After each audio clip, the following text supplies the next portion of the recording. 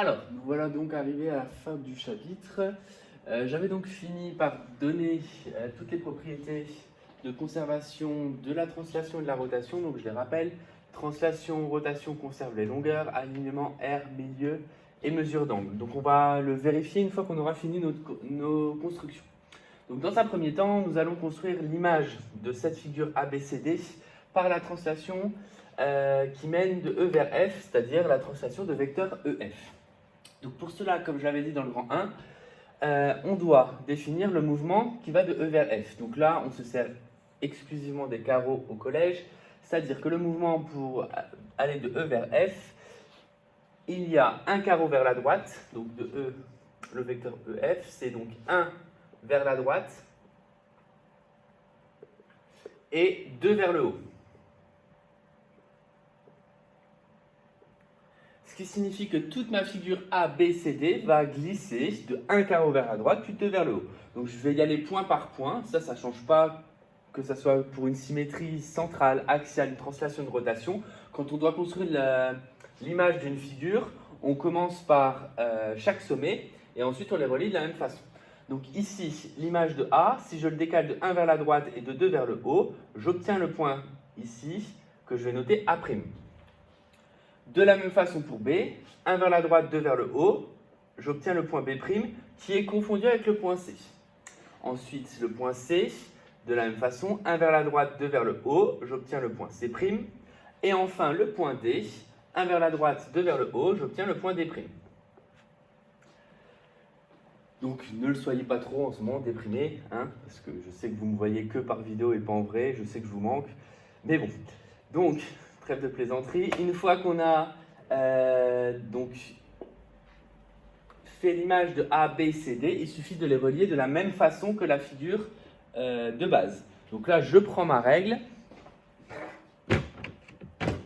et je relie puisque chaque côté est un segment.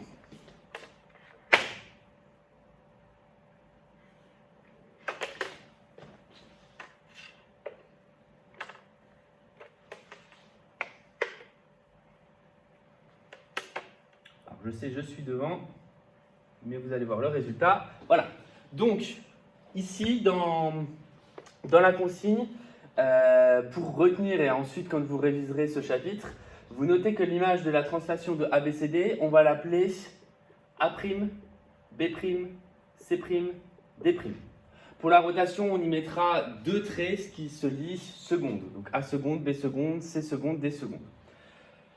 On peut donc constater par rapport à la propriété que les deux figures sont identiques, elles se superposent. Donc si elles sont identiques, ça veut dire que le contour, les longueurs sont les mêmes. Donc imaginons que je connaisse la longueur AD, qui fasse, si AD fait 3 cm, A'D' va faire également 3 cm.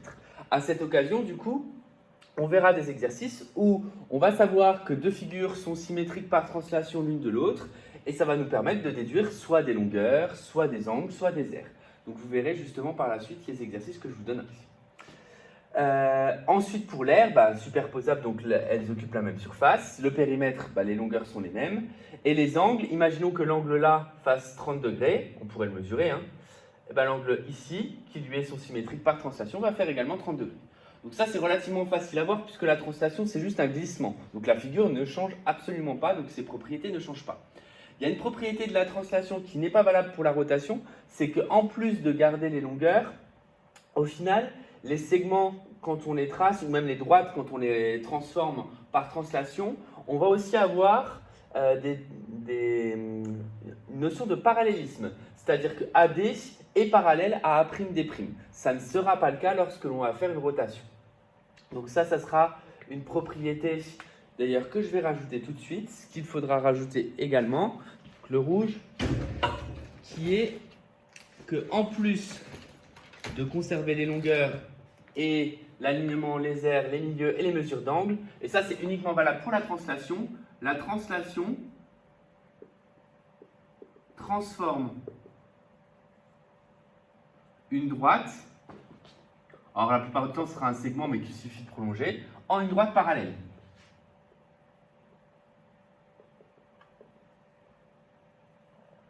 Donc ça, pour montrer que deux choses sont parallèles, la translation, ça fonctionne bien.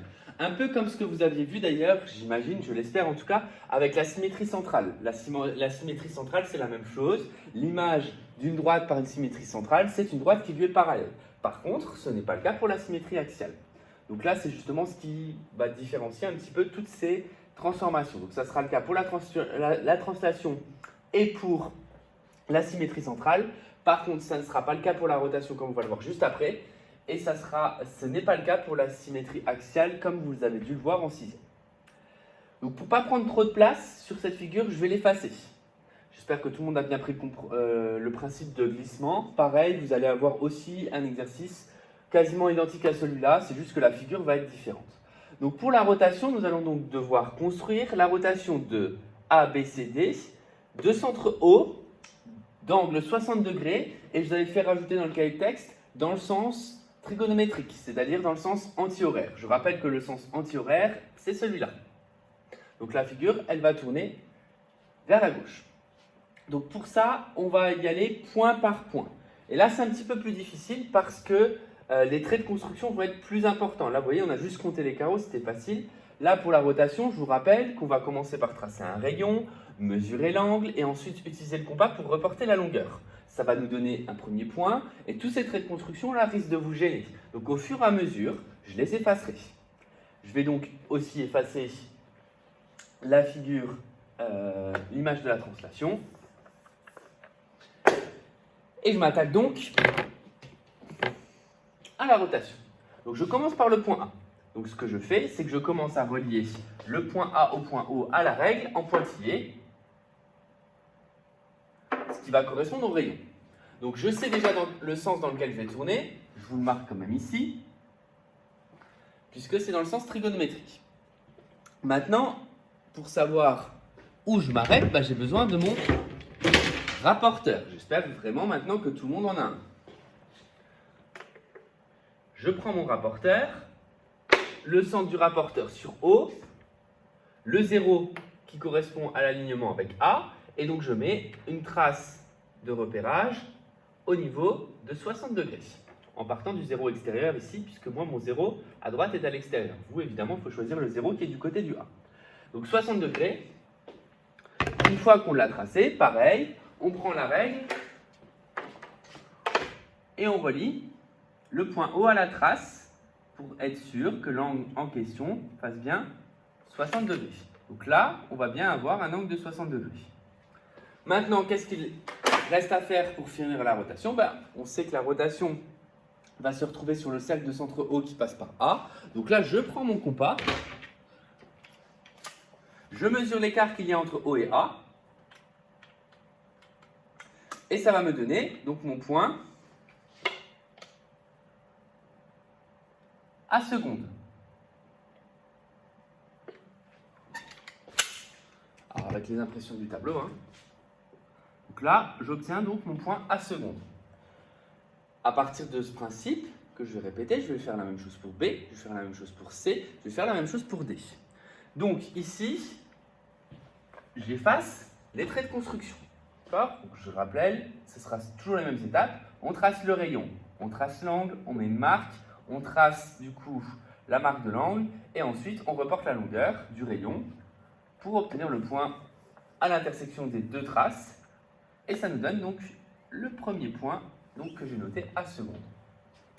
De la même façon pour B, je trace le rayon au B.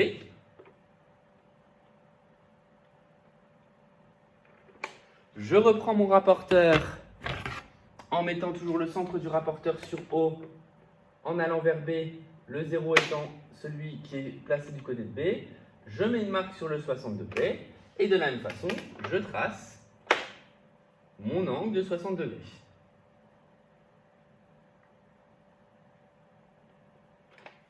Arrivé à ce passage-là, je dois donc mesurer la distance OB. Donc pour ça, je prends de nouveau mon compas, je mesure l'écart entre O et B que je reporte entre O et la mesure de l'angle de 60 degrés.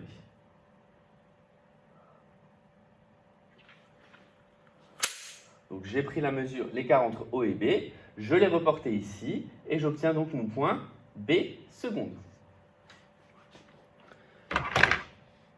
Donc, et j'ai bien tourné de 60 degrés dans le sens anti-horaire. À partir de là, de nouveau, les traits de construction, je les efface. Alors, vous n'êtes évidemment pas obligé, hein. En tout cas sur une copie, vous ne serez pas obligé de les effacer, ces traits de construction. En tout cas, vous pourrez au moins en garder un pour vous souvenir de la façon de faire, mais c'est juste pour ne pas vous embrouiller, parce qu'à partir du moment où il commence à avoir 4 points, bah, ça commence à démultiplier les traits de construction. Et je recommence avec le point C. Donc je trace au C. En tout cas, ça vous demande une certaine précision et ça vous demande surtout un matériel qui est bien taillé pour éviter les traces aussi. Mais bon, ça j'imagine qu'en 6e, on a dû vous le dire plusieurs fois. Donc, ensuite, je mesure à partir du point O la mesure de l'angle CO, c'est secondes qui va mesurer 60 degrés. Je mets une trace. Une fois que j'ai cette trace, je mesure mon angle de 60 degrés dans le sens trigonométrique, donc anti-horaire. Je reporte la distance OC de nouveau au compas.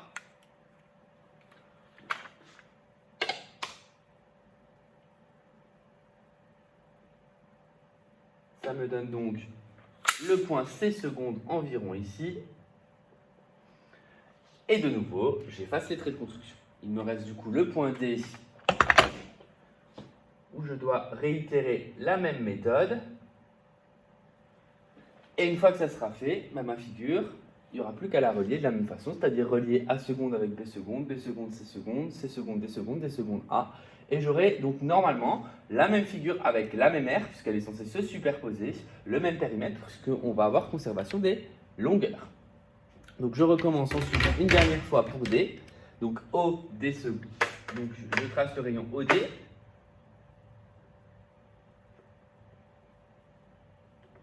Ensuite, je mesure un angle de 60 degrés DO pour trouver le point D secondes. Donc 60 degrés, c'est ici. Une fois la marque mise, je trace de nouveau la marque de l'angle. 60 degrés, de nouveau, encore une fois, dans le sens anti-horaire. Ici, pour le coup, c'est vers la gauche. Je mesure l'écart entre O et D. Alors évidemment, hein, bon, là je vais le faire pour le dernier, c'est moins précis, mais on peut aussi le mesurer à la règle. Hein. Donc là, on va dire que ça fait environ 2,1 chez moi. Et donc du coup, je reporte 2,1 ici, et normalement, je suis censé tomber de la même façon. Mais je vous conseille vraiment le compas.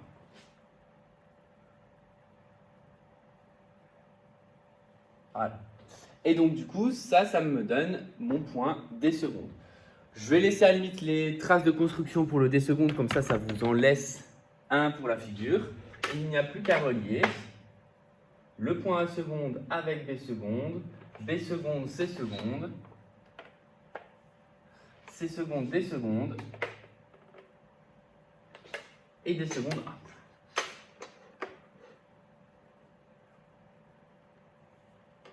Donc là, on voit que notre figure, hein, elle a juste tourné de 60 degrés vers la gauche.